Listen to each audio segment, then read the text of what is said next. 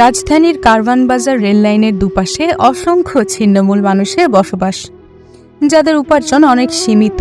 আবার এই সীমিত উপার্জনের জন্য নির্ভরশীল থাকতে হয় কারওয়ান বাজার মাছের আড়তের উপরেই।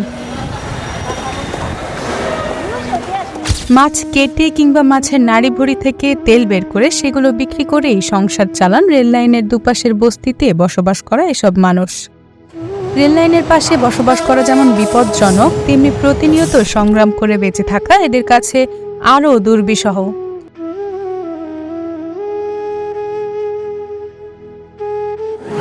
চুরি, ছিনতাই, চাঁদাবাজি, মাদক এখানকার নিত্যদিনের চিত্র।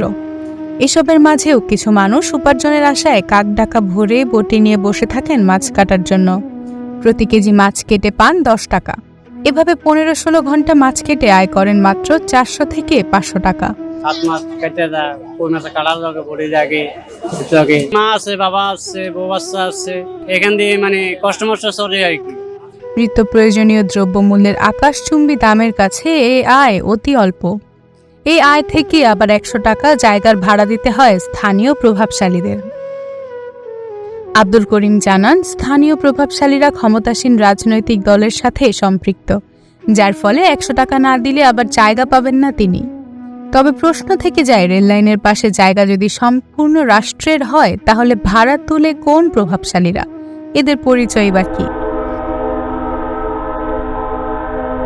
রেল লাইনের অন্য পাশে দেখা যায় মধ্যবয়সী এক নারী মাছের নাড়িভুড়ি থেকে তেল তৈরিতে ব্যস্ত। যারা মাছ কাটেন তাদের থেকে ফেলে দেওয়া নাড়িভুড়ি সংগ্রহ করে এভাবে গরম পানিতে ফুটিয়ে তেল বের করে বাজারে বিক্রি করেন তিনি। প্রতি কেজি তেল বিক্রি করলে পান 65 টাকা। সারাদিনে 4 থেকে 5 কেজি তেল বিক্রি করে চালান সংসার। এদের সীমাহীন কষ্ট আর দুর্ভোগ যেন সিনেমার গল্পকেও হার মানায়। বেঁচে থাকার জীবনযুদ্ধে এরাই যেন প্রকৃত যোদ্ধা।